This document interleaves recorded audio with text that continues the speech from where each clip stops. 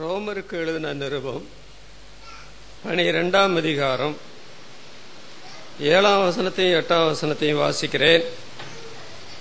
ஊழியம் செய்கிறவன் ஊழியத்திலும் தரித்திருக்க கடவன்.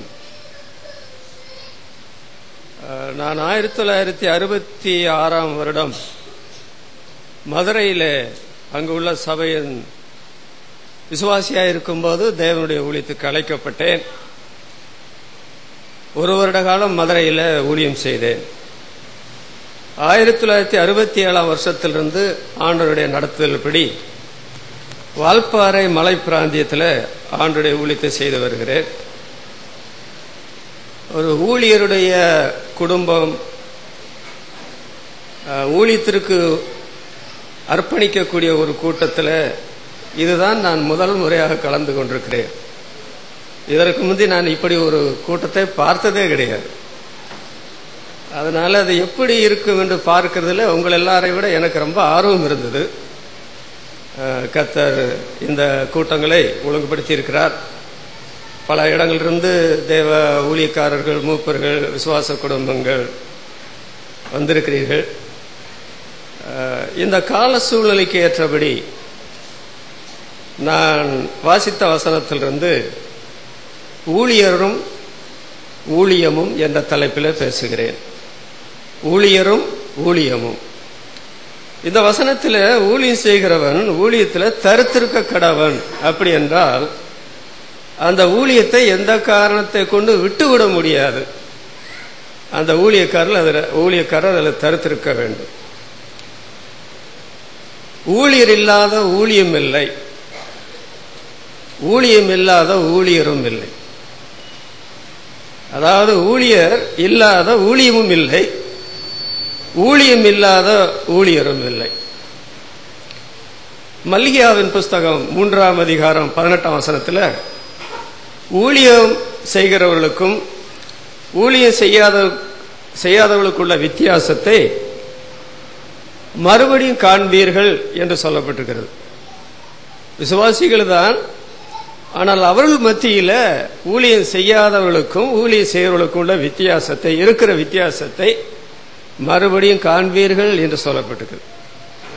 அப்ப விசுவாசிகள் மத்தியில் ஊழியம் செய்கிறவர்களை ஆண்டவர் விஷயத்து சொல்லுகிறார். யோவான் எழுதின சுவிசேஷம் 12ஆம் அதிகாரம் 26ஆம் வசனத்தில் ஒருவன் எனக்கு ஊழியம் செய்வானானால் பிதாவானவர் கனம் பண்ணுவார். நான் எங்கே இருக்கிறேனோ என்னுடைய ஊழியக்காரனும் அங்கே இருப்பான். இது விசுவாசிகள் எல்லாருக்கும் சொல்லப்பட்ட ஒரு வசனம் அல்ல. தேவனுடைய ஊழியத்திற்கு வந்து அந்த ஊழியத்தை செய்து அதில் தரித்திருக்கிறவர்களுக்கு ஆண்டவர் சொல்லக்கூடிய ஒரு அருமையான வார்த்தை, நான் எங்கே இருக்கிறேனோ என்னுடைய ஊழியக்காரன் அங்கே இருப்பான். இது எவ்வளவு பெரிய பாக்கியம்! அதனால ஊழியர்கள் இல்லாதபடி ஊழியம் இல்லை, அதே சமயத்தில் ஊழியம் இல்லாதபடி ஊழியரும் இல்லை. பைபிள்ல வாசிக்கிறோம், எரேமியா தீர்க்க தரிசன புஸ்தகத்தில் கர்த்தருடைய வேலையை செய்யாதவன் என்றல்ல, கர்த்தருடைய வேலையை அசதியாய் செய்கிறவன் சபிக்கப்பட்டவன் சொல்லி. அப்போ அந்த வேலையை செய்ய வேண்டிய உத்தரவாதத்தை பாருங்கள். அதோடு பவுல் அப்போஸ்தலன் சொல்கிறார் 1 கொரிந்தியர் 9ஆம் அதிகாரத்தில், நான் சுவிசேஷத்தை பிரசங்கியாமல் இருந்தால் எனக்கு ஐயோ என்று சொல்கிறார். அதனால ஊழியம் என்பது ரொம்ப முக்கியம். இந்த வசனத்தின்படி சொல்லாவிட்டால் உலக மக்களுக்கு விடியற் காலத்து வெளிச்சம் இல்லை, அவருடைய நிந்தை நீங்காது. தீர்க்க தரிசனம் இல்லாத இடத்துல ஜனங்கள் சீர்கெட்டே போவார்கள். அதனால ஊழியர் இல்லாத ஊழியமும் இல்லை, ஊழியம் இல்லாத ஊழியரும் இல்லை, ஊழியமும் இல்லை. எபிரேயர் 8ஆம் அதிகாரம் 6ஆம் வசனத்தை நீங்கள் பார்த்தால் ஊழியம் முக்கியம் என்று அங்கே சொல்லப்பட்டிருக்குது. முக்கியமான ஊழியம். இதை விட முக்கியம் வேற என்ன இருக்குது உலகத்தில் ஆண்டவருக்காக செய்கிற ஊழியத்தை விட?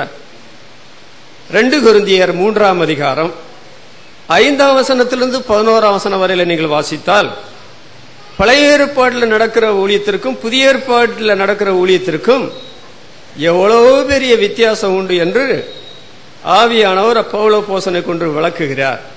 அது என்னவென்றால், புதிய ஏற்பாட்டின் ஊழியம் என்று சொல்லுகிறது. அது ஆவிக்குரிய ஊழியம், மகிமையான ஊழியம், நீதியை கொடுக்கிற ஊழியம், நிலைத்திருக்கிற ஊழியம். அப்ப பழைய ஏற்பாட்டு ஊழியத்தை பற்றி இப்படி சொல்ல முடியாது. ஆனால் புதிய ஏற்பாட்டு ஊழியத்தை பற்றி ஆவிக்குரிய ஊழியம், மகிமையான ஊழியம், நீதியை கொடுக்கிற ஊழியம், நிலைத்திருக்கிற ஊழியம். அப்போ ஊழியரும் ஊழியம் என்று சொல்லுகிறது வேத புஸ்தகத்துல மிக முக்கியமாய் சொல்லப்பட்ட ஒன்று. சரி, ஊழியர் ஊழியம் செய்ய அவருக்கு திட்டமான தேவ அழைப்பு வேண்டும்.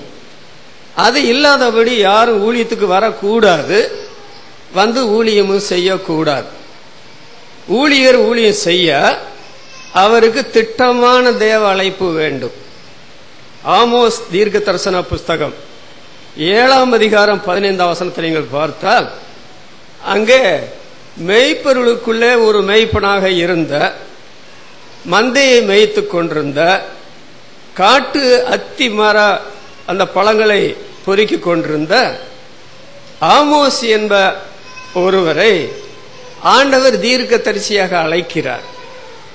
அந்த அழைப்பை பற்றி வயிற்றுக்காக ஊழியம் செய்கிற பொய் தீர்க்க தரிசிகளுக்கு விளங்கல.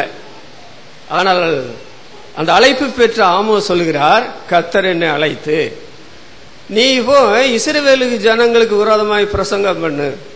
அதுதாங்க அந்த ஜனங்களுக்கு பிடிக்கல. இந்த அழைக்கப்பட்ட தீர்க்க தரிசி போய் அனுகூலமான பிரசங்கத்தை பண்ணுவார்னு எதிர்பார்த்தாங்க. அவர் அப்படி செய்ய முடியாது. விரோதமாய் பிரசங்கம் பண்ணு. கலாத்தியர்கள் நிறுவம் 1ஆம் அதிகாரம் 15ஆம் 16ஆம் வசனத்தை வாசிக்கும் போது பவுலப்போஸ்தலன், என் தாயின் வயிற்றில் இருந்தது முதல் என்னை தேவன் பிரித்து எடுத்து தம்முடைய குமாரனை சுவிசேஷமாக அறிவிக்கும்படி என்னை அழைத்தார் என்று தனக்குள்ள தேவ அழைப்பை பற்றி அங்கே திட்டமாய் சொன்னதாக நாம் பார்க்கிறோம். அப்ப தேவ அழைப்பு இல்லாமல் ஆமோஸோ, தேவ அழைப்பு இல்லாமல் சவுலாயிருந்து பவுலாய் மாறினாரோ அவர்கள் வரவில்லை. அப்போஸ்தலர் நடபடிகள் 13ஆம் அதிகாரம் முதல் 2 வசனங்களை பார்க்கும்போது, அங்க சபையில போதகர்களாகவும் தீர்க்க தரிசிகளாக இருந்த சிலர் அந்த சபையை ஓராண்டு காலம் கண்காணித்துக் கொண்டிருக்கிறார்கள். அப்பொழுது தேவ ஆவியானவர், நான் அழைத்த ஊழியத்துக்காக அந்த சவுலையும் பர்னபாவையும் பிரித்து விடுங்கள் என்று சொன்ன பொழுது, நான் அழைத்த ஊழியம், அதற்கு இங்கே இருந்த காலம் போதும், அவர்களை பிரித்து விடுங்கள் என்று சொன்ன பொழுது அவர்கள் போய் நிறைய ஊழியம் செய்தார்கள், நிறைய சபைகளை அவர்கள் உண்டாக்கினார்கள் என்று பார்க்கிறோம். ஆகவே தேவ அழைப்பு இல்லாதபடி இந்த ஊழியத்துக்கு வரக்கூடாது, ஊழியம் செய்யக்கூடாது. எபிரேயருக்கு எழுதின நிருபம் 5ஆம் அதிகாரம் 4ஆம் வசனம் 5ஆம் வசனத்தை வாசிக்கும் போது, ஆரோனை போல அழைக்கப்பட்டால் ஒழிய எவனும் இந்த ஊழியத்திற்கு தானாக வரக்கூடாது. அதற்கு சிறந்த மாதிரி யார் என்று கேட்டால் அடுத்த வசனத்தில் சொல்லப்பட்டிருக்கிறது, ஆண்டவராகிய இயேசு கிறிஸ்து ஊழியருக்கு ஊழியர். அவர் ஆசாரியர் ஆகிறதற்கு தம்மைத்தாமே உயர்த்தவில்லை, பிதாவாகிய தேவனே அவரை உயர்த்தினார். அப்போ நம்முடைய ஆண்டவர் இயேசு முன்மாதிரி, முதல் மாதிரி, சிறந்த மாதிரி. பிதாவாகிய தேவன் அவரை அழைத்ததை போல அருமை இரட்சகராகிய இயேசு அவருடைய திருச்சபையை சிநேகித்தும் உலக மக்களை சிநேகித்தும் ஊழியக்காரர்களை தெரிந்து கொண்டு அவர்களை அனுப்புகிறார். அதனால ஊழியர் முக்கியம், ஊழியமும் முக்கியம். ஊழியர் இல்லாத ஊழியம் இல்லை, ஊழியம் இல்லாத ஊழியரும் இல்லை. ஆனால் ஊழியர்கள் அதிகமாய் தேவை என்று ஆண்டவர் சொன்னதை நாம் வேதத்தில் பார்க்கிறோம். மத்தேயு எழுதின சுவிசேஷம் 9ஆம் அதிகாரம் 37ஆம் 38ஆம் வசனத்தை வாசிக்கும் போது, நிலம் அறுப்புக்கு விளைந்திருக்கிறது, எஜமான் அறுப்புக்கு வேலையாட்களை அனுப்பும்படி நீங்கள் அவரிடத்தில் வேண்டிக் கொள்ளுங்கள் என்று ஆண்டவர் இன்னும் நிறைய ஊழியக்காரர்கள் வேண்டும், அவர்கள் மூலமாக நிறைய ஊழியங்கள் நடைபெற வேண்டும் என்ற நோக்கத்தோடு ஆண்டவர் அதற்காக ஜெபிக்க சொல்லுகிறார். நம்முடைய ஆண்டவர் ஊழியம் செய்தார், அவரோடு கூட 12 பேரை வைத்திருந்தார். அது போதும்ல? இல்லங்க. லூக்கா எழுதின சுவிசேஷம் 10ஆம் அதிகாரம் 1 வசனத்துல அவர்களை அல்லாமல் வேற 70 பேரை தெரிந்து கொண்டு அவர்களை 2 பேராக அனுப்பி அவர்கள் ஊழியத்தை செய்து 70 பேரும் சந்தோஷமாய் திரும்பி வந்தார்கள் என்று பைபிள்ல சொல்லப்பட்டிருக்கு இல்லையா? அதனால ஊழியர்களும் அதிகமாய் வேண்டும், அதே சமயத்தில் அவர்கள் மூலமாக ஊழியம் அதிகமாக நடக்க வேண்டும். ஊழியர்கள் இல்லை, ஊழியம் இல்லை என்று சொன்னால் இந்த உலகம் கெட்டே போகும். அதற்கு நான் என்ன ஆதாரம் சொல்லுகிறேன் என்றால், நோவாவின் காலத்தில் 8 பேரை மாத்திரம் உலகத்தில் வைத்துவிட்டு உலகம் முழுவதையும் ஆண்டவர் ஜல பிரளயத்தினால் அழித்தார். இன்றைக்கு இருக்கிற ஜனத்தொகையை விட இப்போ குடும்ப கட்டுப்பாடு உள்ள காலம். அன்றைய குடும்ப கட்டுப்பாடு இல்லை. அந்த ஜனங்களை அழித்ததுக்கு காரணம் வேதத்தில் சொல்லப்பட்டிருக்கிறது. சிறு வயது தொடங்கி நித்தமும் அவருடைய இருதயத்தின் நினைவுகள் பொல்லாதது. ஆண்டவர் அதற்காக 150 வருஷமும் 120 வருஷமும் கொடுத்து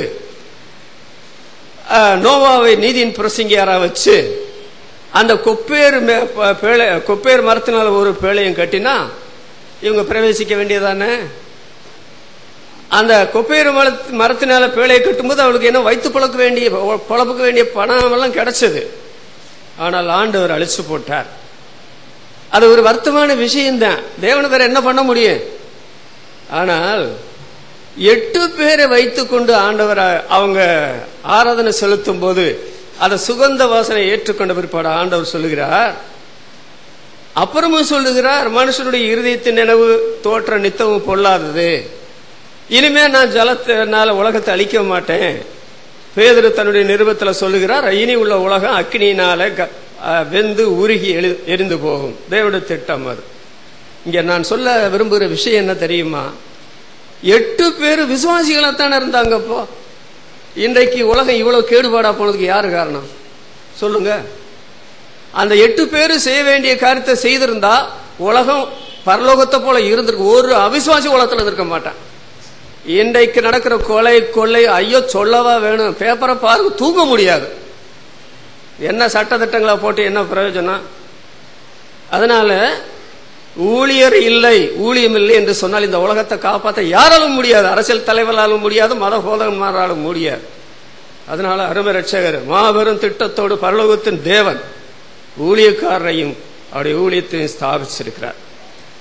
ஊழியத்திற்கு தேவ அழைப்பு கிடைத்து விட்டால் அதை நீங்க ரொம்ப கவனிக்கணும். அழைப்பில்லாமல் ஊழியத்துக்கு வரக்கூடாது என்பது வேதம் சொல்லுகிற சத்தியம். இல்லைன்னா திரும்பி போய் வேலை செய்யுங்க, தப்பு இல்லை. ஆனால் தேவ அழைப்பு கிடைத்து விட்டால் செய்ய வேண்டிய முதல் காரியம் என்ன தெரியுமா? 1 ராஜாக்கள் 19ஆம் அதிகாரம் 19ஆம் வசனத்திலிருந்து 21ஆம் வசனத்தையும், லூக்கா எழுதின சுவிசேஷம் 5ஆம் அதிகாரம் 29ஆம் வசனத்தையும் பார்க்கும் பொழுது அங்கு எலிசா அவர் ஒரு விவசாயி இருக்கிறார், நில சுவார்ந்தார் என்று சொல்லணும். 12வது ஏரை ஓட்டி கொண்டிருக்கிறார். இந்த பின்னால உள்ள ஏரை ஓட்டுறது யாரு ஓட்டுவார்கள் என்று சொன்னால் விவசாயிகளுக்கு தெரியும்.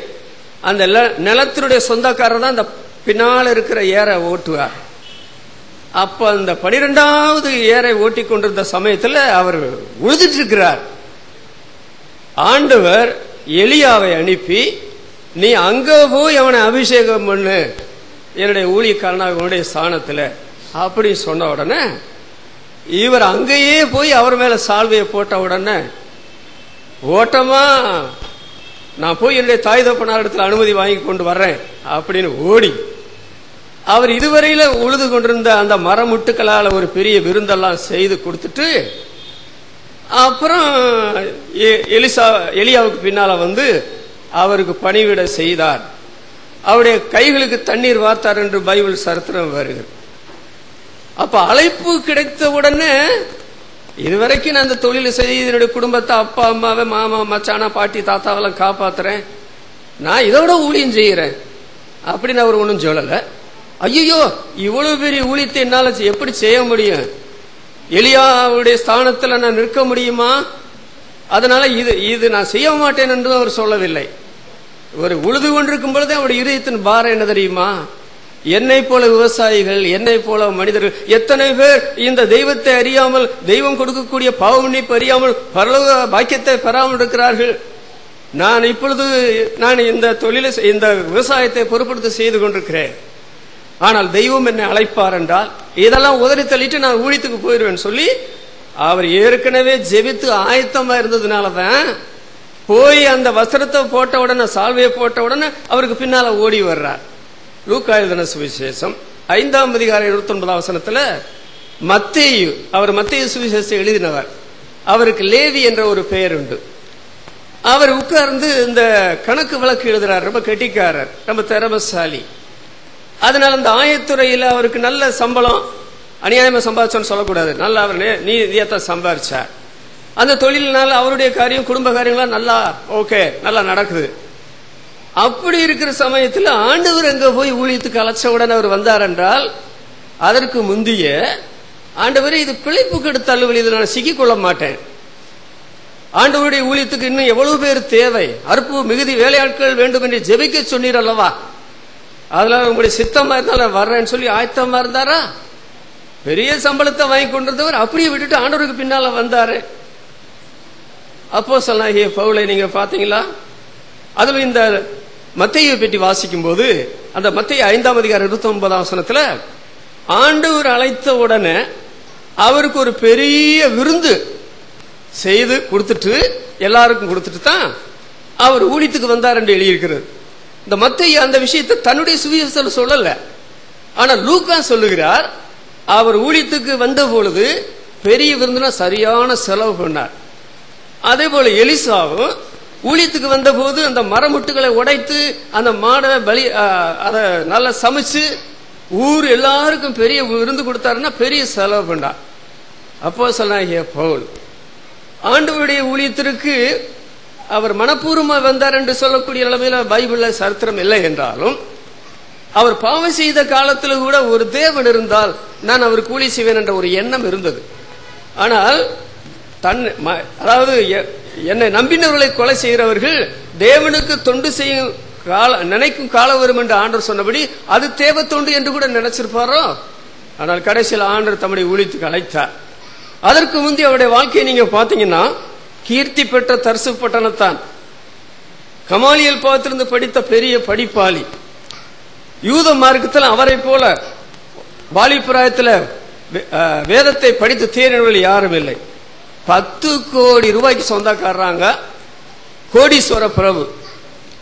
ஒரு காசு கூட தன்னுடைய கையில வைத்துக் கொள்ளாமல் எல்லா பணத்தையும், அப்பொழுதே ஊழியர்கள் நிறைய நடந்து கொண்டிருந்தது, அது கொடுத்து விட்டு அவர் பெரிய தியாகத்தோடு ஊழியத்துக்கு வந்தார்.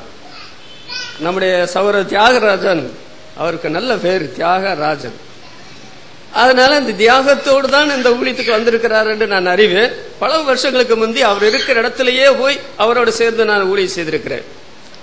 இரண்டாவது, தேவ அழைப்பு கிடைத்து விட்டால் நமக்கு இருக்கிற குறைவுகளை பற்றி என்ன வேண்டிய ஒரு அவசரம் கிடையாது. உங்களை ஊழியத்துக்கு ஆண்டவர் லட்சார்ன்ற மாத்திரம் நிச்சயம் உங்களுக்கு இருந்தால், உங்களுக்கு இருக்கிற குறைபாடுகளை பற்றி நீங்க கொஞ்சமும் நினைக்காதீங்க, நினைக்க வேண்டிய அவசரமே கிடையாது.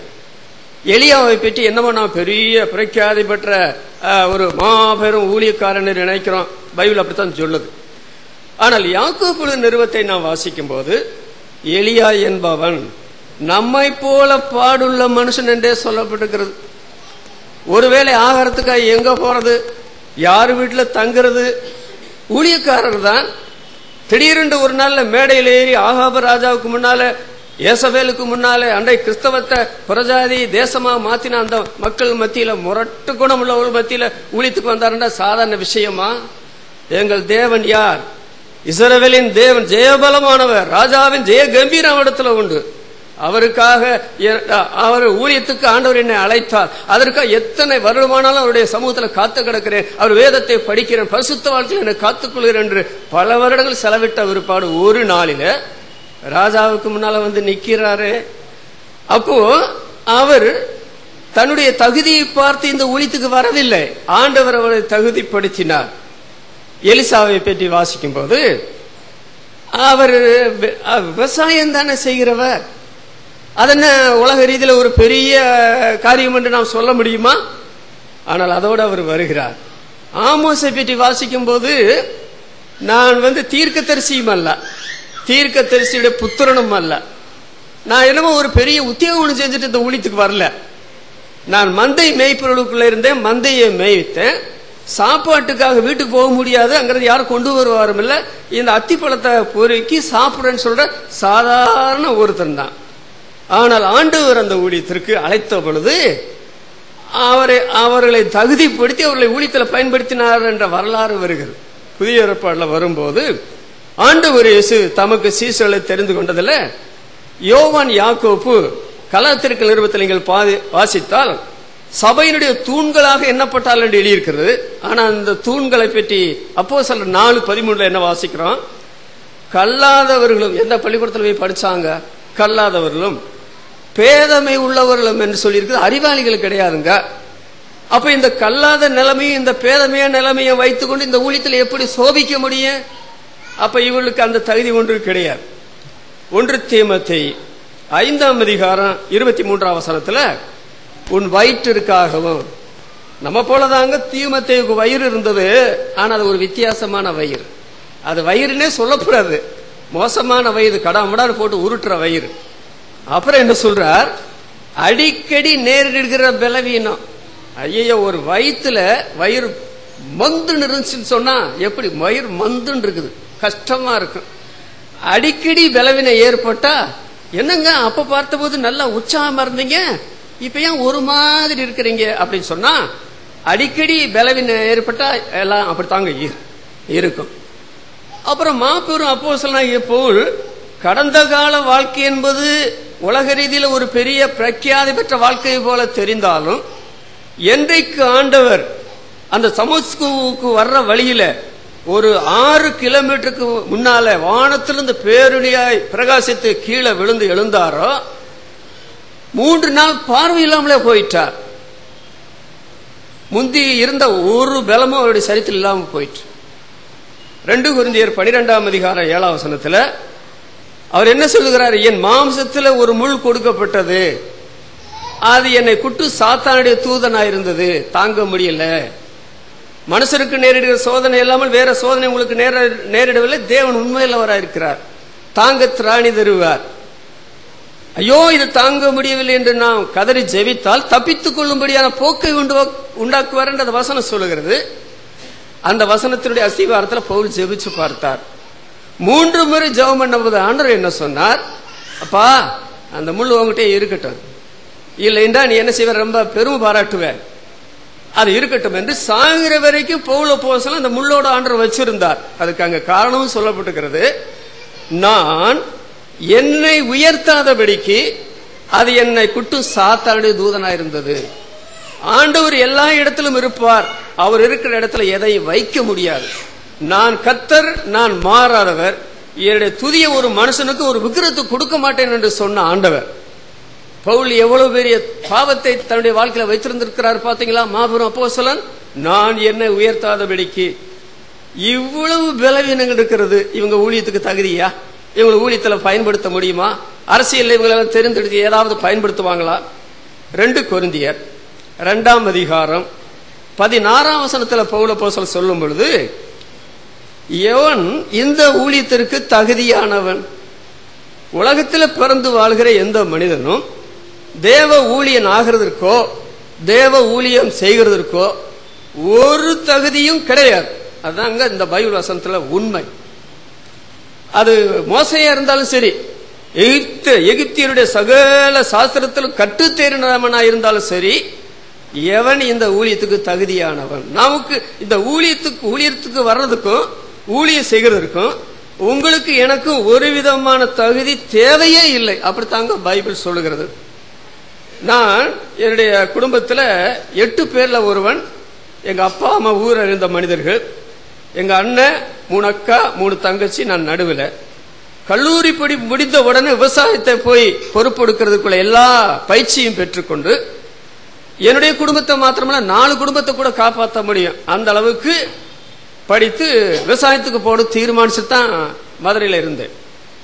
ஆனால் ஆண்டவர் தேவனுடைய ஊழியக்காரன் எம்ஏ செரியன் அவர்கள் கொடுத்த எலியா ஜீவிய சரித்திர பாடங்கள் இருந்து ஆண்டவர் திட்டவட்டமாக தம்முடைய கனமான ஊழியத்துக்கு அழைத்த பொழுது விவசாயத்தை அப்படியே விட்டுட்டு, அதாவது என்னை கண்டுபிடிக்க கூடாது என்ற நிலைமையில 6 மாசம் குடும்பத்தோட தொடர்பு இல்லாம இருந்து வால்பாறைக்கு ஊழியத்துக்கு குடும்பத்துக்கு சொல்லாமலே வால்பாறை போய் சேர்ந்தேன்.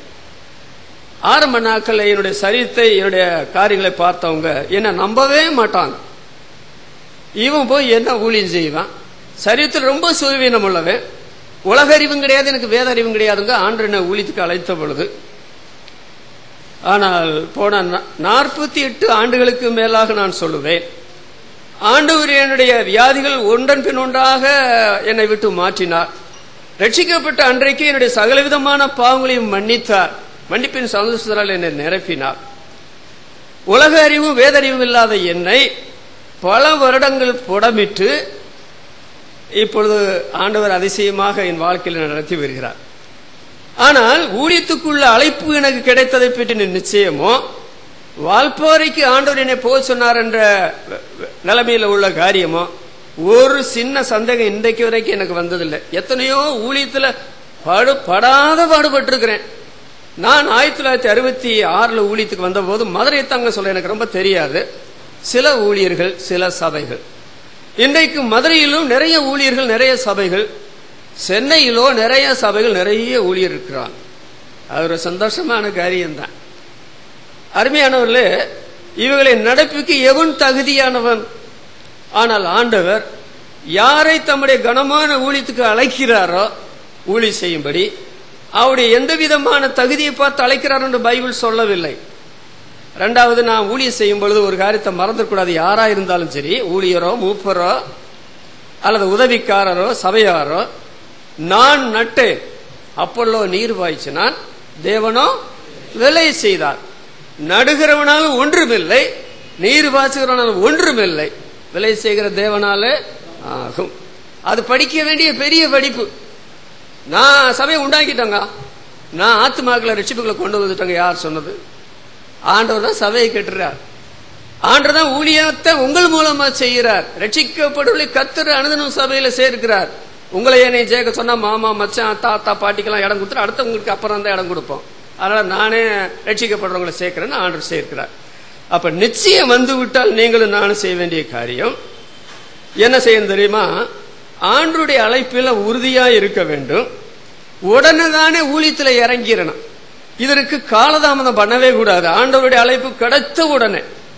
அப்போஸ்தலர் நடவடிக்கைகள் 9ஆம் அதிகாரம் 20ஆம் வசனத்துல, தாமதமின்றி இயேசுவே தேவனுடைய குமாரன் என்று ஆலயங்களிலே, ஜப ஆலயங்களிலே பிரசங்கித்தான், தெருவிலும் பிரசங்கித்தான். ஜனங்கள் அவனை பற்றி ஆச்சரியப்பட்டு போனார்கள். சீக்கியனாயிருந்து மனம் திரும்பின சாது சுந்தர சிங் ஊழியத்திற்கு ஏதோ கொஞ்சம் பயிற்சி வேண்டும் என்று வேத கல்லூரியில போய் படிக்க சேர்ந்தார். சில வாரங்களுக்குள்ளே ஓடி வந்தார். அதற்குள்ள எத்தனை ஆயிரங்கள் அழிஞ்சு போவாங்கன்ற நிலைமையில வந்தார். ஏறக்குறைய 30 வயது வரையில் அவர் அருமையான ஊழியர்கள் உலகமெல்லாம் செய்து ரத்தம் தோய்ந்த கால்களுடைய அப்போஸ்தலன் என்று பெயர் பெற்று மறுமைக்குள்ள போய் சேர்ந்தார். அழிந்து போகிற ஆத்துமாக்களை பற்றி நினைக்கும் பொழுது, நான் வேத கல்லூரிகளை பற்றி தவறா பேசுறேன், யாரும் விளக்கம் சொல்லிடாதீங்க. என்னை பொறுத்த மட்டும் என்னை போல நிம்மதி இல்லாமல், சந்தோஷம் இல்லாமல், சமாதானம் வாழ்க்கையை நரகமாகி நான் உலகத்தில் ஏன் பிறந்தேன், ஏன் வாழ்கிற வாழ்க்கை அர்த்தம் என்ன என்று கதறுகிற ஆயிரமான ஜனங்கள் வாழுகிற பூமியில ஒரு நாளில் எத்தனை ஆயிரம் நரகத்தின் பயங்கரத்தில் விழுகிறார்கள். அவர்கள் ஆண்டவருடைய அன்புகளை நடத்த வேண்டுமே என்ற பாரம் ஏற்பட்டால் அதை உடனே செய்யணும். நீங்கள் 2 ராஜாக்கள் 7ஆம் அதிகாரம் 9ஆம் வசனத்தில் வாசிக்கும் போது, இன்றைக்கு ரட்சிப்பு நற்செய்தி அறிவிக்க வேண்டிய நாள். இந்த நாளில நாம் மௌனமாயிருந்தால் குற்றம் நம்ம மேல சுமரும். 7 பேர் குஷ்டரோகிகள் சொல்றாங்க, இது நற்செய்தி அறிவிக்கிற நாள். நாம் விடியும் மட்டும் காத்திருந்தால் குற்றம் நம்ம மேல் சுமரும். ஊழியத்திற்கு ஆண்டவர் எல்லாரையும் அழைக்கிறது இல்லையே. எங்க வால்பாறை ஊழியத்துல 2 பேர் ரொம்ப முக்கியமானவங்க. டாக்டர் ஆர்டி ஸ்டீபன்ஸ், அவரும் டாக்டர் டீனா இருந்தவர்.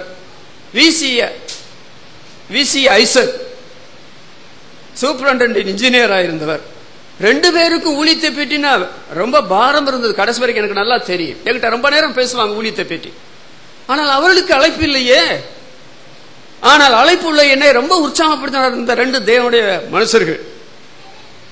அதனால இன்றைய ரட்சணிய நாள், இன்றைய அனுகிரக காலம், யாருக்கு தேவ ஊழியத்திற்குள்ள அழைப்பு கிடைக்குதோ பாருங்க. ஒரு இங்கிலாந்துல நாட்டில் ஒரு சிறை கைதி அவருக்கு தூக்கு தண்டனை உறுதிப்படுத்தி அவரை கொலைக்களத்திற்கு கொண்டு போறாங்க. அந்த சமயத்தில் நம்முடைய விசுவாசிகள் போய் ஊழியத்தில் இருக்க பாரம் கொண்டவர் போய் சுவிசேஷம் சொன்னாங்க. கடைசி நிமிஷத்தில் அந்த மனுஷன் ரட்சிக்கப்பட்டார். தூக்குக்கு போறதுக்கு கொஞ்ச நேரத்துக்கு முந்தி அவர் என்ன சொன்னா தெரியுமா? இந்த நற்செய்தியை நான் முதலாவது கேட்டு விசுவாசியாக மாறியிருந்தால் இங்கிலாந்து நாடு முழுவதும் தெருவீதிகளிலே கண்ணாடி சில்களால் நிரம்பி இருந்தாலும் தவழ்ந்து கொண்டாவது இந்த ரட்சிப்பின் நற்செய்தியை அறிவிச்சிருப்பனே. இப்ப நான் சாக போறேன், எனக்கு இந்த சமயத்தில் வந்து நற்செய்தி சொல்லிட்டீங்களே, இது எனக்கு போதுமா? இதுல நான் நிம்மதியா இருக்க முடியுமா அப்படின்னு சொன்னாரு. கடைசியில் அவரை தூக்குல அவங்க போட்டாங்க. ஆனா உங்களை என்னையும் தூக்குல போடலையே. நல்லா இருக்கிறமே, குடும்பமா இருக்கிறமே, உத்தியோகம் தந்திருக்கிறாரு, ஊழியம் தந்திருக்கிறாரு, சுவிசேஷத்திற்குள்ள வாசல் ஆண்டவர் திறந்திருக்கிறாரு. அறுப்பு மிகுதி, அறுப்புக்கு எஜமான் தம்முடைய ஊழியக்காலை அனுப்பும்படி வேண்டிக் கொள்ளுங்கள். நமக்கு கையில பைபிள் வந்தது காரணமாக இருந்த மார்ட்டின் லூத்தர் தனி மனிதனாய் ஊழியத்தில் ஈடுபட்டார் ஆத்தும பாரத்தோடு. ஆனால் அவர் அந்த ஊழியத்தை செய்ய முடியால் தவிச்சார். என்னை போல ஒரு மனதுள்ளவனை ஆண்டவர் எழுப்பினால் சேர்ந்து பெரிய காரியங்களை ஆண்டவருக்காக சாதித்து ஆயிரமான ஆத்துமாக்களை பரலோகத்துக்கு கொண்டு வரலாம் என்று ஏங்கினார். அப்போ அவரோடு சேர்ந்த ஒரு சகோதரனுக்கு ஒரு பாரத்தை ஆண்டவர் தந்தார். அவர் தூங்கிட்டு இருந்தார். தூங்கிட்டு இருக்கும் பொழுது இந்த நண்பர் மார்ட்டின் லூத்தர் அந்த தரிசனத்துல நிறைய விவசாயம் விளைந்து கிடக்கிறது, அறுவடை செய்கிற இவர் ஒருத்தரையும் அறுத்துட்டே போறார். அப்ப இந்த நண்பர் பார்த்தார், ஏன்னா அந்த மார்ட்டின் லூத்தர் ஒருவர் இவ்வளவு அறுவடை எப்படி அறுக்க முடியும்? அப்ப யாருடைய உதவியாவது ஒரு தேவையல்லவா? அந்த சொப்பனம் மறைஞ்சிருச்சு. அதே நாளில் இன்னொரு சொப்பனம் கண்டார் அவருடைய நண்பர். அது என்ன தெரியுமா? இந்த மார்ட்டின் லூத்தர் நிறைய ஆடுகள் மேயுது வனாந்திரத்துல, ஓடி ஓடி ஓடி அந்த ஆடுகளை மடக்கி அந்த ஆடுகளை மேய்க்கிறார். வேர்த்து கொட்டுது, அவரால் மேய்க்க முடியல. இந்த தரிசனம் மறைந்தது. உடனே அவருடைய நண்பர் என்ன செய்தாரு தெரியுமா? இந்த மார்ட்டின் லூத்தரோடு நான் அவரோட இணைந்து கொள்ளுவேன். அந்த 2 தரிசனத்தின் மூலமாக அவர் மார்ட்டின் லூத்தரோட இணைந்து கொண்டு மார்ட்டின் லூத்தரும் அவருடைய நண்பரும் பெரிய பெரிய காரியங்களை சாதித்தார்கள். அந்த வகையில் தான் நம்முடைய ஆண்டவர் 12 பேரை வைத்துக் கொண்டு 2 பேராக அனுப்பினாரா? 70 பேரை நியமித்து ஆண்டவர் 2 பேராக அனுப்பினாரா? ஒரு இயங்குற ஜீவனுள்ள திருச்சபையில ஊழியர்கள் எழும்ப வேண்டும், அவள் போய் பல சபைகளை கட்ட வேண்டும் என்பதற்கு 2வது உண்டான அந்தியோகிய சபை மாதிரியாக இல்லையா? எருசலேம் சபையில் ஆண்டவர் அப்படி சொல்லவில்லையே. ஆனால் அந்தியோகிய சபையில் ஆண்டவர் அப்படி பேசினார. காரணம் என்ன? அந்த மக்களுக்கு ஆத்மாக்களுக்கு ஒரு பாரம் உண்டு. ஒரு பாட்டு உண்டு, ஆத்மாவொன்று ரட்சிக்காமல் வேக்கத்தோடு ஆண்டவா வேறும் கைய நாகவுமை கண்டு கொள்ளலாகுமோ? ஆண்டவரை கண்டுகொள்ள முடியுமோ என்ற சந்தேகம் எப்போ அவருக்கு வருது பாட்டுக்காரருக்கு? ஆத்மா ஒன்று ரட்சிக்காமல். அப்போ விசுவாசிகளான தேவனுடைய பிள்ளைகள் அறிய வேண்டிய காரியம், ஒரு உயிர் இன்னொரு உயிரை தோற்றுவிக்கும், ஒரு ஊழியக்காரர் இன்னொரு ஊழியக்காரை தோற்றுவிப்பார், ஒரு ஜீவனுள்ள திருச்சபை இன்னொரு ஜீவனுள்ள திருச்சபையை உண்டாக்கும். அதனால ஊழியத்திற்குள்ள அழைப்பு கிடைத்து விட்டால் என்ன செய்யும் தெரியுமா? உடனே ஊழியத்தில் இறங்கிட வேண்டியது. அப்படித்தான் நாங்க இறங்கினாங்க. வெறும் 7 ரூபாய் ட்ரங்கு பெட்டி எடுத்துக்கொண்டு வால்பாறை மலைப்பிராந்தியத்துக்கு போனேன். இருந்த எல்லாரும் யாருக்கு வேணுமானாலும் வச்சுக்கொண்டு கொடுத்துட்டு போனேன். ஆனால் வால்பாறையில அறியப்பட்ட ஒரு ஊழியக்காரனாகவும் எங்கள் வால்பாறை சபையிலிருந்து 5 தேவனுடைய ஊழியக்காரர்கள் தமிழ்நாட்டில் 5 இடங்களில் போய் ஊழிய செய்யறாங்க. 100கணக்கான பேர் ரட்சிக்கப்பட்டு நம்முடைய சபையில் இருக்கிறாங்க. வெளி சபையிலும் ஊழியக்காரர்களாகவும் விசுவாசிகளுமா இருக்கிறாங்க. வால்பாறையில் அறியப்பட்ட ஒரு ஊழியக்காரனா இன்றைக்கு வரைக்கும் இருக்கிறேன். இதுல என்ன காரணம் என்றால் அவனுடைய அழைப்பு இருந்தது. அவருடைய நடத்தில் இருந்தனால இந்த நாள் வரையில் அந்த ஊழியத்தை ஆண்டவருக்கு மகிமையா செய்து வருகிறேன். 126 சங்கீதம் 5 வசனம் 6 வசனத்தை பார்த்தீங்களா? கண்ணீரோடு விதைக்கிறவர்கள் கம்பீரத்தோடு அறுப்பார்கள். கண்ணீர் விடாதபடி கர்த்தருடைய சபையை கட்ட முடியுமா? கண்ணீர் விடாதபடி ஆத்துமாக்களை ஆண்டுடைய அன்புகளை கொண்டு வர முடியுமா? அள்ளித்தூவும் விதையை சுமந்து கொண்டு போகிறான், அழுது கொண்டே போகிறான். பிற்பாடு பெரிய அறுவடை கிடைத்த பிற்பாடு அரிக்கட்டை சுமந்து கொண்டு சந்தோஷமாய் வருகிறான் என்று அந்த சங்கீதத்தில் சொல்லப்பட்டிருக்கிறதே. ஊழியம் என்று சொல்லுகிறது லகுவானதா கடினமானதா என்று வேதவசனத்து வெளிச்சத்தில் கேட்டால், என்னுடைய சொந்த வாழ்க்கையை கேட்டால் நான் சொல்லுவேன், ஊழியம் என்பது கடினத்திலும் கடினமானது. 2 கொரிந்தியர் பவுல் அப்போஸ்தலன் ஊழியத்தினால பட்ட பாடுகளை பற்றி சொல்லுகிறார்.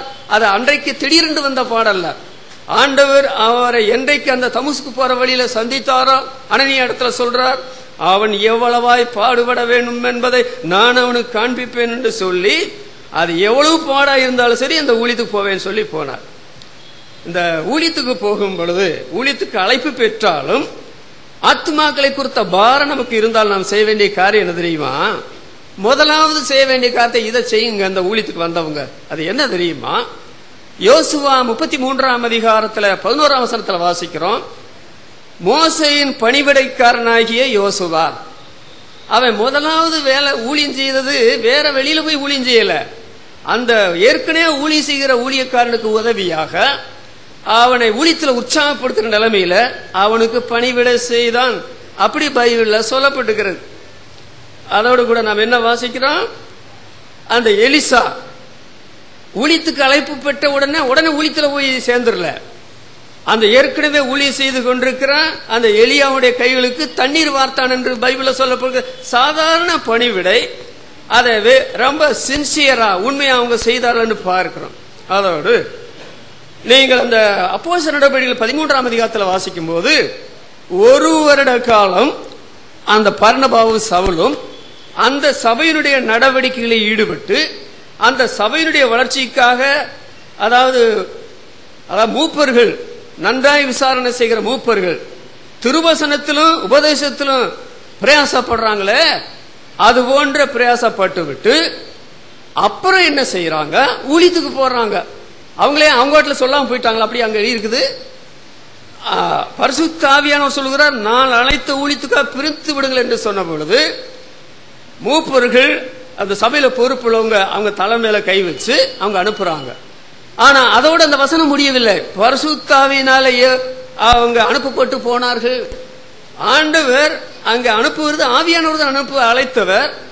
ஆனால் அங்க இருக்கிற ஊழியக்காரர்களுக்கு மதிப்பு ஆண்டவரும் கொடுக்கிறார், ஊழியத்துக்கு போறவங்க கொடுக்கிற நிலைமையில அந்த மூப்பர்கள் அவர் தலையில கை வைத்து, எபிரேயர் 6 அதிகாரம் 1 வசனத்தில் கை வைக்குதலை கடந்து போவோமாக என்று கை வைக்குதல் காரியத்தில் தொடரக்கூடாது, கடந்து போகணும்னு சொல்லியிருக்குது. ஆனால் அப்போஸ்தலருடைய அங்கீகாரத்தை அங்கீகரிக்கிற நிலைமையில அவங்க அங்க இருந்தாங்க. அவங்க கைகளை வைத்தாங்க. பரிசுத்தாவினால நடத்தப்பட்டுத்தான் அவர் போனார் என்று. சரி, அப்ப சபையினுடைய அங்கீகாரமும் தேவை ஊழியத்துக்கு போறவங்களுக்கு. இந்த ஊழியத்தினுடைய தேவைகளை ஆண்டவர் எப்படி அற்புதமாய் சந்திப்பார் என்பது அது ஊழியத்தில் வந்திருக்கிறவர்கள் தான் விளங்கிக் கொள்ள முடியும். ஆண்டவர் ஊழியத்துக்கு வந்தவர்களை அவர்கள் நினைக்கிறபடியோ மற்ற யாரும் நினைக்கிறபடியோ ஆண்டவர் நடத்துறதே இல்லைங்க. பைபிள் சரித்திரத்தை பார்த்தா எலியாவை ஆண்டவர் எப்படி நடத்தினார்? அந்த பேரித்த ஆற்றண்டையில போய் ஒளிந்துரு, காலையிலும் அப்பவும் இறைச்சியும், காகம் மறந்துருக்கலாம்ல, சாயங்காலமும் அப்பவும் இறைச்சி, நல்லா சாப்பிடு, என் ஊழியக்காரனாய் நீ சாப்பிட்டு நல்லா உருட்டு கட்ட மாதிரி சரீரத்தில் கொழுத்து போயிரு கொடுத்தாரா? மற்றவங்களும் அந்த நாட்கள் சாப்பாட்டுக்கு சிங்கி அடிக்கிற மாதிரி தான் அந்த சரித்திர சம்பவம் வருதுங்க. அதனால அந்த ஆகாரம், அந்த அப்பமும் இறைச்சி எங்க இருந்து வந்திருக்கு நீங்க நினைக்கிறீங்க? ஆகாபராஜ் அவனுடைய அரண்மனையில் தான் அது இருந்தது. அவன் கொடுக்க மாட்டான். ஆண்டர் காக தடுப்பி அவனுக்கு அதை எடுத்துட்டு வா, என் ஊழியக்காரன் பட்னியா இருக்கிறான், ஆண்டர் நடத்துகிறார். ஒரு நாளில காகத்தை காணோம், தண்ணீர் வற்றி போயிடுச்சு. என்ன செய்யறது? இந்த பார்ப்புகள் ஊழியக்காரரை ஆண்டவர் எங்க அனுப்புகிறார்? சாரிபாத் ஒரு விதவின் வீட்டுக்கு அனுப்புகிறார். அதை நம்முடைய ஆண்டவர் புதிய ஏற்பாட்டில் சொல்கிறார். எத்தனையோ விதவைகள் அந்த இஸ்ரவேல்ல இருந்தார்கள். ஆனால் இந்த இவளிடத்துல மாத்திரம், அந்த சாரிபாத் உதவியிடத்துல மாத்திரம் ஆண்டவர் அனுப்பினார் அந்த தீர்க்கதரிசின்னு சொல்லி ஆண்டவர் சொன்னதாக பார்க்கிறோம். அந்த அம்மாவும் அங்க போகும்போது அவங்க என்ன சொல்றாங்க? இந்த 2 விறகு உருக்கி நானும் என் மகனும் இந்த எண்ணெயிலும் இந்த அடையை சாப்பிட்டு சாக போறோம். ஆனால் அந்த தீர்க்கதரிசி என்ன சொல்றார்? பானையில மாவும் குறையாது, எண்ணெயும் குறையாது. நீ அந்த அடையை சுட்டு முதல் அடையை எனக்கு கொண்டு வா, நீ சாப்பிடக்கூடாது. அப்படி அவங்க கொண்டாந்து கொடுத்தாங்க. இவர் சாப்பிட்ட பிற்பாடு தான் அப்புறம் அடை சாப்பிட்டு அவங்க சாப்பிட்டாங்க. அநேக நாளாய் அந்த அம்மாளும் சாக போன அந்த அம்மாளும் சாக போன அந்த பையனும் இந்த தீர்க்கதரிசியும் ஆண்டவர் அற்புதமாய் போஷித்தார். அப்ப ஊழியத்துக்கு வந்திருக்கிறவங்க நீங்க நினைக்கிறபடி அல்ல, ஆண்டவர் உங்களை முதலாவது தேவனுடைய ராஜ்யத்தினுடைய நீதியும் தேடுங்க, அப்பொழுது இவைகளெல்லாம் உங்களுக்கு கொடுக்கப்படும். உண்ணவும் உடுக்கும் ஆண்டவர் கொடுப்பார். எதை குடிப்போம் எதை உடுப்போம் நீங்க நினைக்க வேணாம், உடுக்கிறது உடுப்பீங்க, குடிக்கிறது குடிப்பீங்கன்னு சொல்லி ஆண்டவர் சொல்றாரு. அப்புறம் இந்த எலிசா இருக்கிறாரு, அவருக்கு அன்னைக்கு என்ன பெரிய ஸ்தாபனங்கள் ஏதாவது இருந்ததா? அவர் ஊழியத்துக்கு வரும்போது ஒரு அம்மா வருந்தி கேட்டு கொண்டிருந்தாங்க, கணம் பொருந்திய ஸ்திரீ, அந்த சூழ்நிலை ஊரார். அப்போ வருந்தி கேட்ட பிற்பாடு ஒரு ஊழியக்காரன் போகாம இருக்க முடியுமா? அவர் போகும்போதெல்லாம் அங்க தங்குவார்.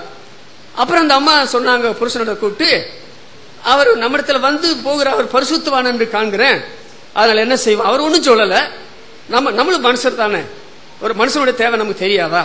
அதனால மேல ஒரு சிறு அறையை கட்டி அங்க ஒரு கட்டில், ஒரு மேஜை, ஒரு நாற்காலி, ஒரு குத்து விளக்கு, வரும்போதெல்லாம் அவர் அங்க தங்கி ஓய்வு எடுப்பார். அப்ப இந்த காரியத்தை ஆண்டவர் என்ன அழகா செய்யறாரு பாத்தீங்களா? அதனால ஊழியத்தின் தேவைகளை ஆண்டவர் தம்முடைய மக்களை பொறுத்தமல்ல மிக மிக அற்புதமாக செய்வார், அற்புதமாக செய்வார். அதுல என்ன சந்தேகம்? மத்தேயு எழுதின சுவிசேஷம் 10ஆம் அதிகாரம் 10ஆம் வசனத்துல, அதாவது வேலையால் ஆகாரத்துக்கு பாத்திரனா இருக்கிறான். நீங்க போங்க, ஒரு வீட்டுல அங்கே தங்கிருங்க, அவங்க கொடுக்கறத புசிங்கன்னு ஆண்டவர் சொல்றார். அப்பதான் வேலையால் ஆகாரத்துக்கு பாத்திரனா இருக்கிறான்.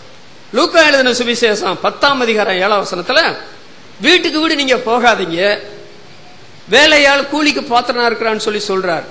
சில வேலைகளை சில வீடுகளை தேடி போகும்போது அவங்க காணிக்க கொடுப்பாங்க. ஒரு சோதனை நமக்கு வரும், அங்க போனா சாப்பாடு கிடைக்கும், அங்க போனா பணம் கொடுப்பாங்க, அந்த சோதனையை நம்ம மேற்கொள்ளணும். அதுக்கு தான் ஆண்டவர் சொல்றார், வேலையால் கூலிக்கு பாத்திரனா இருக்கிறான், ஆகாரத்துக்கு பாத்திரனா இருக்கிறான். லூக்கா எழுதின சுவிசேஷம் 22ஆம் அதிகாரம் 35ஆம் வசனத்தை நீங்கள் பார்த்தால், நான் இவைகள் இல்லாமல் உங்களை அனுப்பின பொழுது உங்களுக்கு என்னதாவது குறை இருந்ததா? இது ஒண்ணுமே இல்லை, நான் உங்களை அனுப்புனேன், ஏதாவது குறை இருந்ததா? ஆண்டவர் என்ன இல்லாம அனுப்பினார் தெரியுமா? பணப்பை இல்லாமலும் சாமான் பை இல்லாமலும். பணம் யாராவது கொடுத்தா மணிப்பரிசில் போடுறதுக்கு பணப்பை, ஒருவேளை பணம் கொடுத்தாங்கன்னா ரோட்ல வரும்போது சாமான் வாங்கி வீட்டுக்கு சாமான் வாங்கி போல சாமான் பை. அப்புறம் வெறுங்கால போய் நடக்கலாமா? வெறுங்கால் நடக்கிறமே இல்ல, அங்க அவங்களுக்கு பாதரட்சியும் கொடுத்து இந்த எல்லாம் எங்களுக்கு ஒரு குறைவு இருந்ததில்லைன்னு சொல்றாங்க. அப்ப நீங்க பணப்பைக்கும் சாமான் பைக்கும் உங்கள் காலில் போடுற பாதரட்சி நீங்க கர்த்தரை எதிர்பார்க்கணும். நான் வால்பாறையில் ஊழி செய்யும் போது இந்த அதாவது வெட்டினரி டாக்டரா இருந்த ஒருத்தர், அவர் சிஎஸ்ஐ நபர், என்ன ரொம்ப நேசிக்கிற புருஷன் மனைவி. அவரு உடுமலைப்பேட்டை போய் எத்தனையோ வருஷமான பிற்பாடு ஒரு ஆளை கூப்பிட்டு ஒரு பிளாஸ்டிக் பைக்குல இந்த மலைக்கு போடக்கூடிய 2 ஷூவை எடுத்து, வால்பாறையில் எத்தனையோ ஊழியக்காரங்க இருக்கிறாங்க, இந்த ஜான் சாமி கூட கொடுத்துட்டு வந்துருங்க அப்படின்னு சொல்லி அங்கிருந்து அனுப்பி விட்டார். அதை நான் போட்ட போது, ஆண்டவரே நான் இதை கேட்க கூட இல்லையே, நினைக்க கூட இல்லையே, இதை கொடுத்து வாங்கிக்கிட்ட பணம் கூட இல்லையே. இப்படி எத்தனை காரியங்களை என்னுடைய 45 ஆண்டுகளுக்கு மேலாக தேவையை சந்தித்திருக்கிறார் தெரியுமா? நான் இதுவரையில் இத்தனை வருஷம் ஊழியத்தில் பேங்க்ல நான் போய் பணம் போடலங்க. ஆண்டவர் என்னுடைய தேவைகளை சந்திக்க ரொம்ப ஆச்சரியமான காரியம். நான் பைபிளை போல ஒரு பைபிள் கூட எழுதினேன். அவ்வளவு அற்புதங்களை ஆண்டவர் செய்திருக்கிறார். சொன்னா நேரம் போகாது, அவ்வளவு காரியத்தை செய்தார். அதனால ஊழியத்தினுடைய தேவைகளை ஆண்டவர் சந்திப்பார். சபைகள் மூலமாக ஆண்டவர் உதவி செய்தால் ஸ்தோத்திரம், பண்டுகள் மூலமாக ஆண்டவர் உதவி செய்தால் ஸ்தோத்திரம். சபை உதவி செய்யல, பண்டுகள் உதவி செய்யலன்னு சொன்னா அதுக்காக கூட ஸ்தோத்திரம் பண்ணுங்க. அதெல்லாம் இல்லை என்றாலும் கர்த்தர் இருக்கிறார். அவர் சில சமயத்தில் தம்முடைய ஊழியக்காரர்களுடைய தேவையை சந்திக்க ஆச்சரியமான காரியத்தை செய்வார். ஒரு முறை எங்க வீட்டில் வந்த பொழுது ஒரு அம்மா ஒரு பெருமூச்சு விட்டுச்சு. ஒரு எஸ்டேட்ல ஒரு அம்மா, விசுவாசியான அம்மா. எனக்கு ஆச்சரியம், என்னடா அந்த அம்மா பெருமூச்சு விடுத, என்ன விஷயம்? எங்க வீட்டில் கூட இவ்வளவு கம்பளி இல்லைங்க, நீங்க இவ்வளவு கம்பளி வச்சிருக்கிறீங்க. அது அந்த அம்மா சொல்லும் போது அதுக்கு விஷயம் புரியல. நான் கீழே கிழிஞ்சு துண்டு துண்டா போனதெல்லாம் போட்டு மேல 2 நல்ல கம்பளி அப்பதான் புதுசா கொடுத்தாங்க இலவசமா, அதை போட்டு வச்சிருக்கேன். இந்த அம்மாளுக்கு விளக்கம் மட்டும் நான் சொன்னேன், இந்த 2 கம்பளி எடுத்து வெளியே போட்டா எல்லாம் பழைய கம்பளி. அப்போ இந்த அம்மா நினைக்குது நம்மளை விட ஊழியக்காரனுடைய தேவையை ஆண்டவர் ஆச்சரியமா சந்திக்கிறாரு. நான் சொல்றேன், எனக்கு எத்தனையோ பேர் கொடுத்த பொருள் பணத்தை வச்சிருந்தா என்னுடைய பிள்ளைகளுக்கு எனக்கு ஒரு சின்ன கஷ்டம் கூட வந்திருக்காரு. மற்றவர்கள் கொடுத்த பொருள்களை வைத்திருந்தா என் வீடு முழுசும் பொருளாத்தான் இருக்கும்.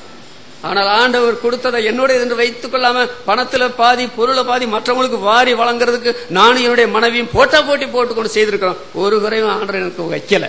நாம முதலாவது அவருடைய ஊழியத்தை செய்யணும். ஆண்டவர் இயேசுவே அவர் அன்றாட தேவைக்காக பரலோகத்தின் பிதாவை அல்லவா பார்த்தார்.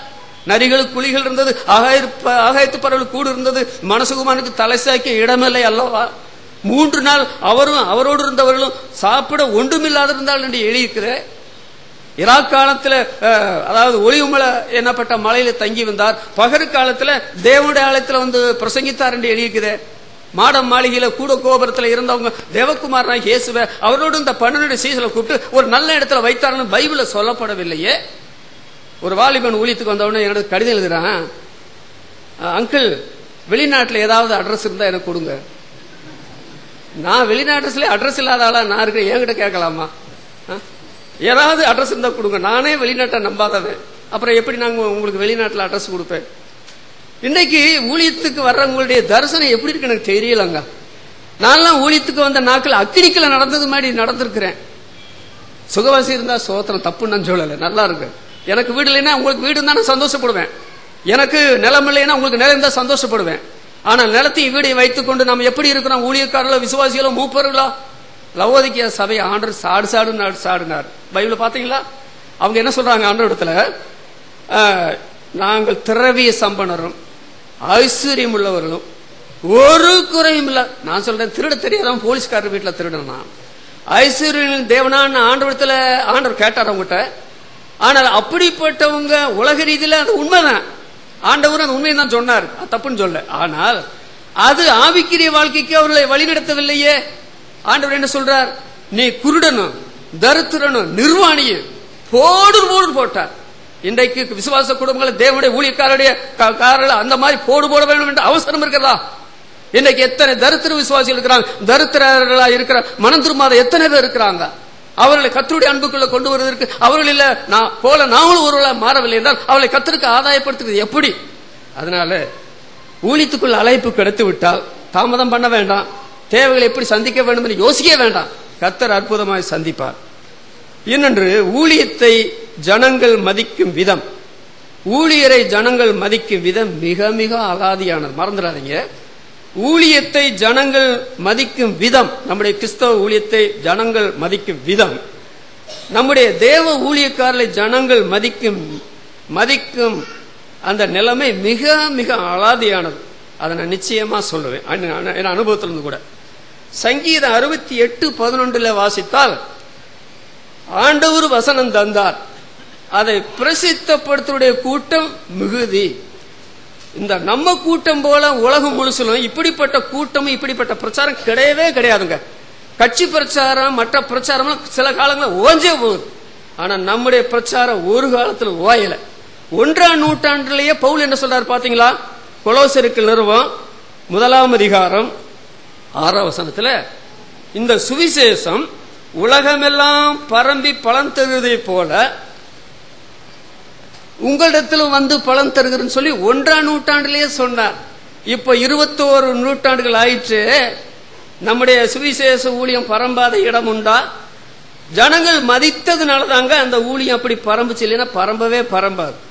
ரோமருக்கு நிருபம் 15ஆம் அதிகாரம் 19ஆம் வசனத்தை 21ஆம் வசனத்தை நீங்கள் வாசித்தால் அங்க என்ன சொல்றார்? பவுல் தனிப்பட்ட நிலைமையில சொல்றார், எருசலேம் தொடக்கி சுற்றிலும் இல்லிரிக்கன் தேசம் வரைக்கும் பெரிய பரப்பளவு சுவிசேஷத்தை பூரணமாய் பிரசங்கித்திருக்கிறேன். அது முடிஞ்சு போச்சா?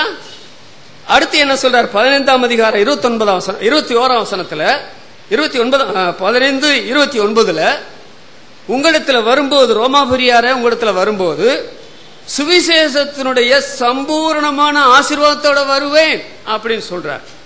சுவிசேஷத்திற்கு உலகம் முழுதெல்லாம் எதிர்ப்புகள் இருக்கிறது என்பது உண்மை என்றாலும் எதிர்ப்பை விட அனுகூலங்கள் தான் உலகத்தில் அதிகம். அதனால நம்முடைய சுவிசேஷம் போகாத ஒரு இடமும் இல்லைங்க. இன்றைக்கு நாம் திட்டவட்டமாக சொல்ல முடியும். அதனால ஜனங்கள் ஊழியத்தை வெகுவாய் மதிக்கிறார்கள். அது ஒன்று. இரண்டாவது, ஊழியக்காரர்களை அவர்கள் வெகுவாய் மதிக்கிறார்களா என்று கேட்டால் மதிப்பார்கள். எப்பொழுது தெரியுமா? இந்த மாதிரி செய்தால் மதிப்பார்கள். பிலிப்பியர்கள் 2ஆம் அதிகாரம் 30ஆம் வசனத்துல அந்த எப்பாப்பிராவை பற்றி பவுல் அப்போஸ்தலன் சொல்லும் பொழுது, அவன் ஊழியத்தின் நிமித்தம் மரணத்துக்கு சவியுமாயிருந்தான். அப்போ சொகுசாக அவன் ஊழியத்தை செய்யவில்லை. சுக வசதி வாய்ப்பை பார்த்து ஊழி செய்யவில்லை. இந்த ஊழியத்துக்கு என் உயிரையே கொடுக்க வேண்டியிருந்தால் கொடுப்பேன் என்று ஊழி செய்தனால மரணத்துக்கு சவியுமாயிருந்தான். வெளிப்படுத்தின விசேஷம் 2ஆம் அதிகாரம் 19ஆம் வசனத்துல ஆண்டவர் தியத்திரா சபைக்கு சொல்லும் பொழுது, நான் உன் ஊழியத்தை அறிந்திருக்கிறேன். 7 சபைகளை பற்றி சொல்லும் போது, ஒரு சபை அன்பற்ற சபை, எபேசு சபை, அன்பு இல்லைன்னா ஒண்ணுமே கிடையாது. அப்புறம் ஒரு சபை செத்த சபை, சர்தை சபை செத்த சபை. செத்த சபை தூக்கிட்டு எத்தனை நாளா களைய முடியும்? லவோதிக்கேயா சபையை பற்றி ஆண்டவர் சொல்கிறார், அது அனலற்ற சபை. அது என்னத்துக்கு உதவும்? அன்பற்ற சபை, செத்த சபை, அனலற்ற சபை. ஆனால் இந்த சபையை பற்றி ஆண்டவர் சொல்லும் பொழுது, உன் ஊழியத்தை அறிந்திருக்கிறேன் என்று சொன்னால் ஊழியம் செய்கிற சபை செத்த சபையாக மாறாது, அன்பற்ற சபையாக மாறாது, அனலற்ற சபையாக மாறாது. அதனால ஆண்டவர் ஊழியத்தை செய்யும் பொழுது அந்த எப்பாப்பிரா அவனையும் ஜனங்கள் மதிக்கிறாங்க, இந்த தியத்திரா சபையும் ஜனங்கள் மதிக்கிறாங்க.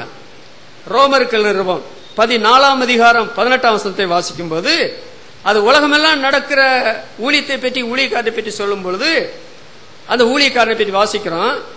அவன் தேவனுக்கு பிரியனும். இவைகளில் கிறிஸ்துவுக்கு ஊழியம் செய்கிறவன் தேவனுக்கு பிரியனும். அண்ட சராசங்களை படைத்தவர், வானம் எனக்கு சிங்காசனம், பூமி எனக்கு பாதபடி என்று சொன்ன அந்த தெய்வம் அவர் பிரியப்படுகிறார். தேவனுக்கு பிரியனும், மனுஷர் எல்லாராலும் அங்கீகரிக்கப்படுகிறவனுமாயிருக்கிறான். இந்த உலகத்தில் இருக்கிற எல்லாருமே ஒரு ஊழியக்காரனை அங்கீகரிக்கிறாங்க. நீங்க நல்லா செய்யுங்க, இதுதான் உலகத்தில் அவசியம். நாங்க ஒரு முறை கோயம்புத்தூர்ல தெருப்பிரசங்கத்துக்கு போயிட்டு இந்த ட்ரம் எல்லாம் போட்டுட்டு அடிச்சுட்டு வர்றோம். அப்பொழுது காமராஜ் தமிழகத்துல முதலமைச்சராக இருந்து, அப்ப முதலமைச்சராக இல்ல, அவரு ஒரு இதுல வர்றாரு, வாகனத்துல வந்துட்டு இருக்கிறார், அம்பாசடர்ல வர்றாரு. கதவை திறந்து வண்டியை நிப்பாட்டு சொல்லிட்டு இறங்கி அவர் சொல்றாரு, ஐயா கிறிஸ்தவங்களான நீங்க தான் நல்ல பிரச்சாரம் பண்ணி ஜனங்களை மாத்த முடியும், குடிப்பழக்கத்தை ஒழிக்க முடியும், நல்லா பிரசங்கம் பண்ணுங்கன்னு ஏறி உட்காந்து கதவை அடிச்சுட்டு போயிட்டார். அப்ப எல்லாருக்கும் விளங்குது கிறிஸ்தவ மார்க்கம் ஒரு புனிதமான மார்க்கம், இதனாலதான் உலகம் சீர்பொருந்தும் என்று அவங்களுக்கு நல்லா தெரியுது. அப்போ அவன் தேவனுக்கு பிரியனும் மனிதரால் அங்கீகரிக்கப்பட்டவனுமா இருக்கிறான். லீசிடாவில் நடந்த ஒரு சம்பவத்தை பாத்தீங்களா? அப்போஸ்தலர் நடவடிக்கைகள் 14ஆம் அதிகாரம் 11ஆம் வசனத்திலிருந்து 13ஆம் வசனம் வரையில வாசிங்கன்னா, அங்க பர்னபா பவுலுக்கு அவங்க என்ன செய்யறாங்க, எரும மாடுகளை கொண்டு வந்து பலியிட்டு அவங்க கழுத்துல பூமாலைகளை போடுறதுக்கு வந்துட்டாங்க. என்ன மரியாதை! எபேசில் நடந்த காரியங்க. அவங்க கிறிஸ்தவ ஊழியக்காரங்க, அவங்க ஊரை விட்டு துரத்துங்க, அவங்க இங்க ஆகாதுன்னு அவங்க சொல்லல. அங்க நடந்த அற்புதத்தை பார்த்து விட்டு, ஐயோ மனுஷர்கள் தேவரூபம் எடுத்து பூலோகத்துல வந்துட்டாங்க, கொண்டாடா பாட்டாடி, அவங்க கழுத்துல மாலையை போடு, அவங்கதான் அதுக்கு பொருத்தமான ஆட்கள் வந்தாங்களே, எவ்வளவு மதிக்கிறாங்க பாத்தீங்களா? அப்போஸ்தலர் நடவடிக்கைகள் 19ஆம் அதிகாரம் 31ஆம் வசனத்துல பவுலுக்கு பயங்கரமான ஆபத்து இருக்கும் போது ஆசியாவில தலைவர்களில சிலர் பவுலுக்கு ஆள் அனுப்பி, நீ அந்த பட்டணத்துக்குள்ள போக வேண்டாம்னு சொல்றாங்களே. அப்ப எபேசில் இருக்கிற தலைவர்களை இவர்கள் எப்படி பழகுனாங்க? வால்பாறையில நான் ஊழியம் செய்த பொழுது 1967 ஊழியத்துக்கு போனுங்க. ஒரு 5 வருஷம் கழித்து மதுரையில ஐயா சரி நாங்க வந்தார். தமிழ்நாடு, கேரளா, உலகமெல்லாம் போனவர் அவர். நானும் ஒரு ரோட்ல அப்படி நடந்து போகும்போது நிறைய பேர் என்னை பார்த்து கை தூக்குற வணக்கம் போறத பார்த்துட்டு கேட்டார், எப்படிங்க இவ்வளவு பேரோட பழகுனீங்க அப்படின்னு கேட்டான். நான் யார்ட்டையும் போய் பழகலைங்க, நாய் மாதிரி ரோடே சுத்திட்டு கையில பைபிள் எடுத்துட்டு நோட்டீஸ் எடுத்துட்டு இந்த செய்தி உலகத்துல எல்லாருக்கும் வேணும் சொல்லி ராத்திரி போல அலைஞ்சிட்டே இருப்பேன். அதனால ஜனங்கள் என்ன மதிக்கிறாங்க. ஆண்டவர் இயேசு பவானி போறார் அந்த எருசலேமில, அந்த கழுதை வர சுமந்துட்டு போது, கழுதைக்கு ஏதாவது மதிப்பு உண்டா?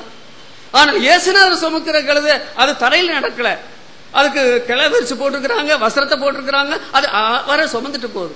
ஆனா இந்த ஆண்டவர் சுமக்க மாட்ட தள்ளி விட்டுட்டா இந்த கழுதை யாராவது மதிப்பாங்களா? அது செத்தா கொண்டு போய் அடக்கமா பண்ணுவாங்க, காலை எழுத்து போட்டு புதைச்சிட்டு போயிடுவாங்க. அப்ப ஆண்டவரை சுமக்கும் கழுதைகளாக நாம் ஆண்டவருடைய ஊழியத்தை செய்யும் பொழுது உலகத்துல எவர்களுக்கும் கிடைக்காத மரியாதையும் உலகத்துல எவர்களுக்கு கிடைக்காத ஆசீர்வாதங்களும் ஊழியக்காரருடைய வாழ்க்கையில வந்து பலிக்கும். அதுல ஒரு சந்தேகம் கிடையாது. அருமையானவர்களே, இந்த ஊழியத்தை ஊழியமாக செய்யும் ஊழியம் செய்கிற ஊழியத்துல தடுத்திருக்க கடவுன்னு சொல்லி போட்டுக்குதே.